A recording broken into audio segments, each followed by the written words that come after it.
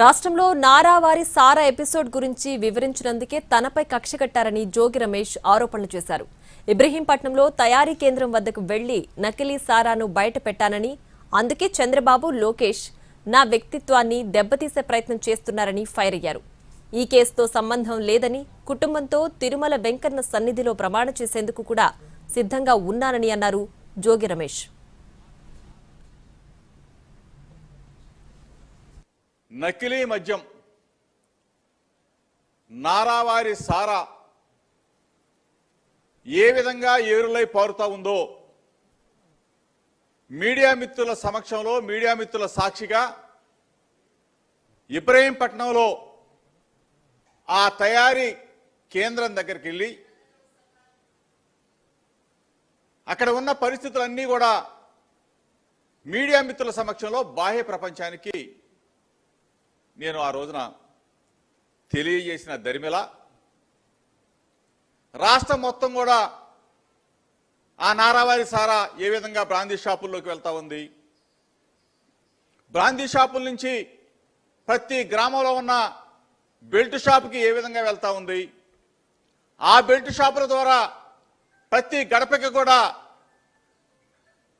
Door delivery ఏ విధంగా జరుగుతూ ఉందనేది ఒక బాధ్యత గల పౌరుడిగా, ఒక బాధ్యత గల వ్యక్తిగా, ఒక బాధ్యత గల ప్రతిపక్ష పార్టీకి సంబంధించిన ఒక నాయకుడిగా ఆ రోజున రాష్ట్ర ప్రభుత్వాన్ని, చంద్రబాబు నాయుడిని, లోకేష్ని ప్రశ్నించా. ఆ ప్రశ్నించిన పరిస్థితుల్ని మీడియా మిత్రులందరూ కూడా సాక్షి. ఆ రోజు ఆ తర్వాత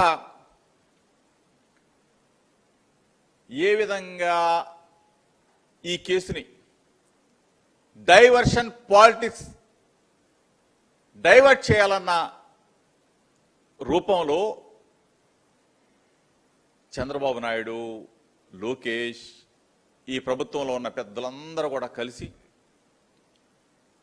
ఇబ్రహీంపట్నంలో జరిగితే, ఇబ్రహీంపట్నంలో అద్దేపల్లి జనార్దన్ అతని సంబంధించిన వాళ్ళు చేస్తే, జోగి రమేష్ అనే వ్యక్తి ఇబ్రహీంపట్నం కదా, ఈ డైవర్షన్ తీసుకెళ్లి జోగి రమేష్ని ఈ కేసులో ఇరికించాలి అని చెప్పేసి 20 రోజులుగా కథ, screen play, direction, action Chandrababu Naidu, Lokesh అసలు ఇంతగా దిగజారిపోయి, అసలు ఇంతగా దిగజారుతారా మీరు? ఈ స్థాయిలో జోగి రమేష్ని బదనామా చేయాలా, వైఎస్ఆర్ కాంగ్రెస్ పార్టీ మీద నింద వెయ్యాలా? నా హృదయాన్ని గాయపరిచారు, నా వ్యక్తిత్వ జీవితం మీద బురద జల్లే కార్యక్రమానికి ఈ ప్రభుత్వం శ్రీకారం చుట్టింది. చంద్రబాబు నాయుడు, లోకేష్ శ్రీకారం చుట్టారు. వెనువెంటనే పాత్రికేయుల సమక్షంలో రాష్ట్ర ప్రజలందరికీ చెప్పా, చంద్రబాబు నాయుడు నా హృదయాన్ని గాయపరిచాడు, నా వ్యక్తిత్వాన్ని దెబ్బతీశాడు, నేను దేనికైనా రెడీ. ఫస్ట్ సిబిఐ ఎంక్వైరీ కోరాం, రాష్ట్ర ప్రభుత్వాన్ని డిమాండ్ చేశా. సిబిఐ ఎంక్వైరీ ఏమని చెప్పేసి అడిగాం, దానికి సమాధానం లేదు. సరే, దానికి సమాధానం లేదు కదా, లైట్ డిటెక్టర్ టెస్ట్కి నేను రెడీ అని చెప్పా. ధైర్యంగా దమ్ముగా దానికి సమాధానం లేదు.